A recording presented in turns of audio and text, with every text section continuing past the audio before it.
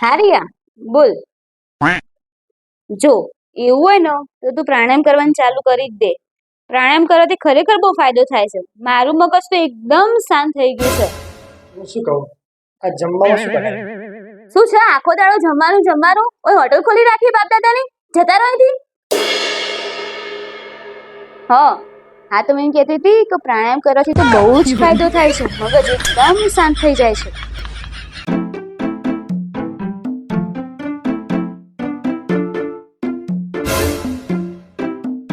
200 રૂપિયા મળે. પણ હારું રાહુલને પૂછ્યા વગર તો લઉં નહીં. મારા તો આવા સંસ્કાર નહીં તે પૂછ્યા વગર લઉં. એમને પૂછી લેવા દે.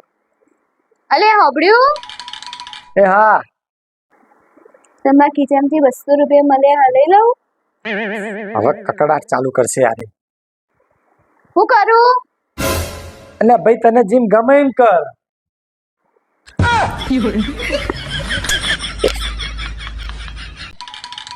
કાજલ, બોલો. એક વાત કહું? હા બોલો. તું ખરેખર ખૂબ સુંદર છે. મારા તો એટલા નસીબ સારા છે ને. શું વાત છે? ખાસ તો બોલી. તમે આટલા સુંદર હોત તો મેં તમારા માટે આવું ના બોલી એકત. તો કશો વાંધો નહીં, તું એ મારે જેમ જૂઠું બોલતો શીખી જા.